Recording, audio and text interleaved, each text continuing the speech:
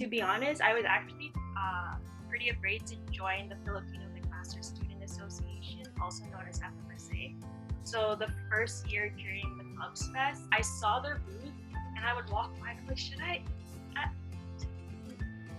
I wasn't sure whether to sign up because, as I said earlier, I'm not well versed in the language, and normally when people think of culture, they think, okay, you have to know the language, you have to know the food, you should have some sort of talent that you're engaged with, especially if you're Filipino, whether it's dancing, whether it's basketball. And honestly, I was just none of those. And so, to be honest, I was a bit afraid to join because I was thinking, what can I even offer if I'm not even well versed within my culture? I just was around the people so often that I kind of missed it.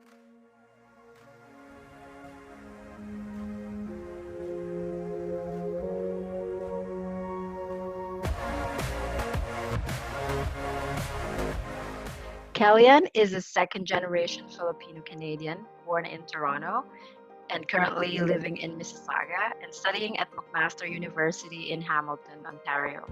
She is a fifth-year honors life sciences and psychology student. This school year, Kellyanne will be serving as one of the co-presidents of the Filipino McMaster Student Association. FMSA is an organization close to her heart that unifies the McMaster community to celebrate Filipino culture through charitable, social, and cultural events. Hi, Kellyanne. Yeah. Hi, Jess. Yeah.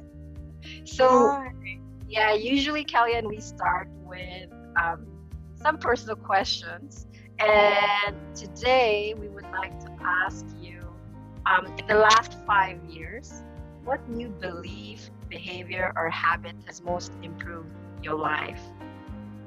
A new belief that has really improved my life is understanding that my life's path isn't linear. I think growing up, a lot of parents are just societal norms is that you have to follow steps 1, 2, 3, and then you will achieve X goal or be within a certain career or a certain area in academia. And for me personally, I feel like because my interests are so vast, I've been definitely diverging and exploring. And even though it might take a little more time, I feel like it's really helped alleviate some of the pressure of following a very step-oriented type of path, but rather just exploring whatever's out there. And instead of going linear, I think I'm going down a very interesting road, but I think that really makes my life more exciting. And especially in this climate with COVID-19 and the pandemic, I know like a lot of people's mindsets have shifted, and there is a lot of pressure of, oh, what am I supposed to do next because certain things have shut down or certain opportunities are no longer available. But trying to orient my mind that my path is not linear and that it will go the way it can go or will go. It's kind of reassuring to know that even though there's some uncertainty now, at some point I will achieve my goal, whatever that.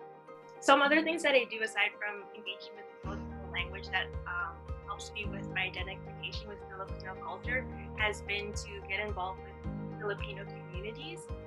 For me personally, the areas where I grew up in Toronto and Mississauga have had a very large Filipino community there. So in school, I was very used to seeing other Filipinx individuals and getting to hear about their stories with their culture or like what their parents said or their family parties.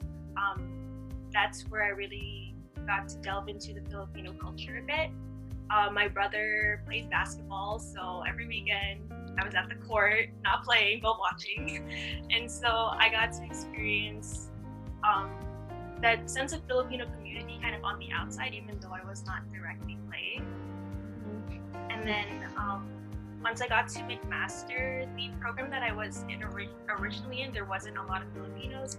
And so I thought, you know what, I kind of miss seeing my people because I'm so used to seeing them growing up. So how can I get involved into it at Mac? And to be honest, I was actually pretty afraid to join the Filipino McMaster Student Association, also known as FMSA.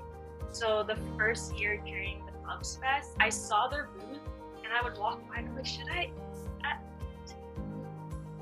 I wasn't sure whether to sign up because as I said earlier, I'm not well versed in the language, and normally when people think of culture, they think, okay, you have to know the language, you have to know the food, you should have some sort of talent that you're engaged with, especially if you're Filipino, whether it's dancing, whether it's basketball.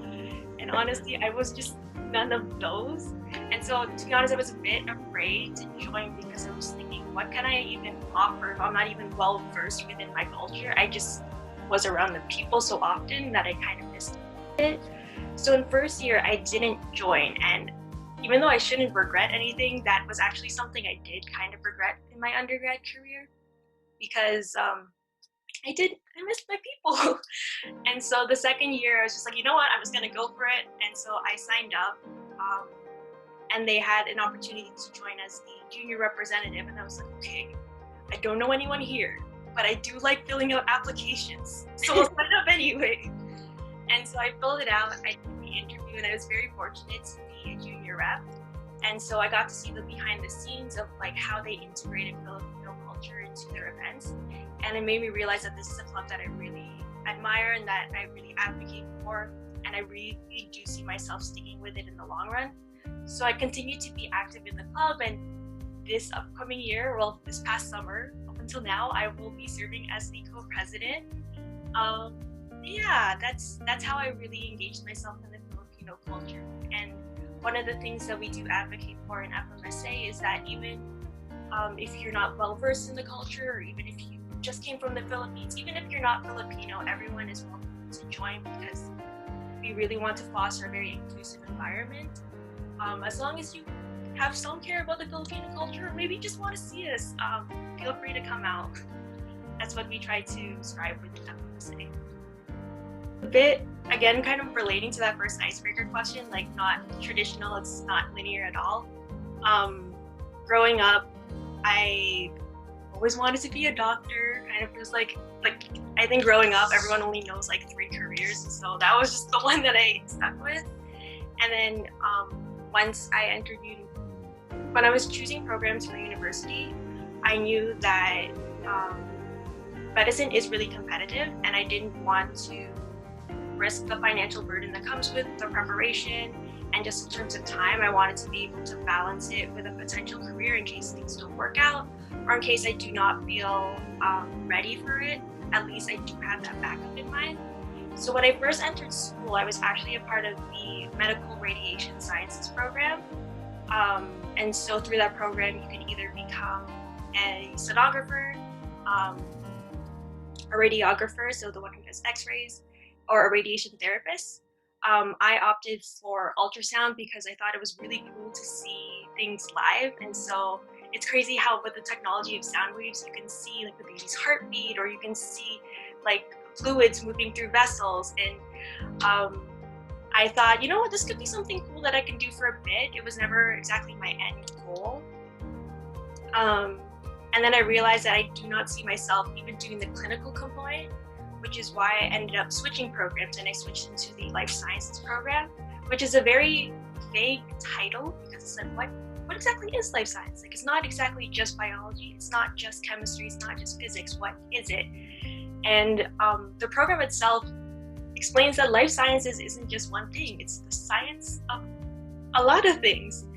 And through this program with navigating it, I realized that there are so many different elements to health and science that is seen just beyond what people have normally been exposed to.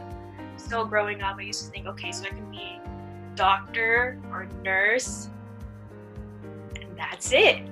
But through this program, I realized that there are so many other healthcare fields and different aspects of health that do need attention. So when I first joined the program, I was realizing that science communication and global health are very big topics that are not normally discussed. And especially with the pandemic hitting, I think there is no better time for those things to be discussed. And so the challenges I faced was just trying to figure out where I wanted to be in science, because I love all of the different avenues of science. And so far, I'm leaning more towards the global health policy route. Medicine is still at the back of my mind, but I don't tell people that because to me, that's my journey for me to fulfill, rather than a status that I want to like show off to people if I do achieving it. So that's at the back. But in the meantime, I'm really focused towards global health and like how can we create better systems that not just serve one person but the world. And within this age with the pandemic going on, I feel like we really do need people in place to empathize with the world, and how can we try to organize science in a way that best addresses the community, because I feel like there's kind of this disconnect with how the general folks are understanding science, and we need that kind of middle person, and I hope to either be that middle person or somewhere within that realm, just helping the world through science and health. Faced with challenges, I just have to realize that whatever I do, I'm going to do the best for me. And sometimes the way I orient myself is that I think about what's best for the people around me, and thankfully the choices I make for myself also support them too. And so, yeah, as long as you take a step back and just really reflect on it, I think that's what helps you out with challenges, to list out the pros and cons and follow your heart, whatever that may be. So things that I hope for the Filipina-Canadian community in Hamilton and the country is, I guess, more positions of leadership. And this is not to say that just because you're in a position of leadership, you're automatically higher than all of the other components within like the HamOnt community. But I think for the longest time, Filipinos have been afraid to obtain such positions of leadership because it was normally a certain types of individuals who obtained those spots. Now, over time, I think we are starting to see more Filipinas leveling up, or not being afraid to break through the door, but us being more inclined to be, I don't think submissive is the right word, but I think people have been inclined to thinking that Filipinos are very obedient and they get the job done, which is great. But I think it's time for us to just step out of that comfort zone and be able to take on more of the opposite end of the leadership, and to instruct other people on how we can uplift these communities. And so I hope to see more Filipina-Canadians in that light, especially because I think within the Filipina community, Filipinos are commonly seen as either like super bossy or super, I'm not sure what the right word is, but there's a very big spectrum of Filipinas. You're either like too timid and too shy and you won't speak up, or you're too bossy or like over the top. I really hope that people recognize that Filipinas aren't just one or the other. Like, we are women who can obtain positions of leadership in a way that's not too bossy or too timid, but rather we can embrace both and be able to lead a community. What motivated to share my story is, well, first I got the email, and when I read the email, I was ecstatic that the project is actually taking place outside of my school, because even though I didn't live in the school and it already seemed big, just within that small like community at McMaster, I think just seeing it take place in Hamilton, and I feel like this will inspire projects even outside of Hamilton, I feel like it's very powerful. And so if I can contribute in any sort of way, then I would love to. And so that's what motivated me to share my story. And I hope people are also inclined to share theirs as well. For me personally, I don't think I've lived any like super crazy life, but I think even regular stories like myself should be shared, because I think that also encourages other people to share their stories, whether it's like super extravagant or super over the top, or if it's just a regular story. I think all of these stories deserve to be heard, and I'm excited to see all of the stories shared through this project.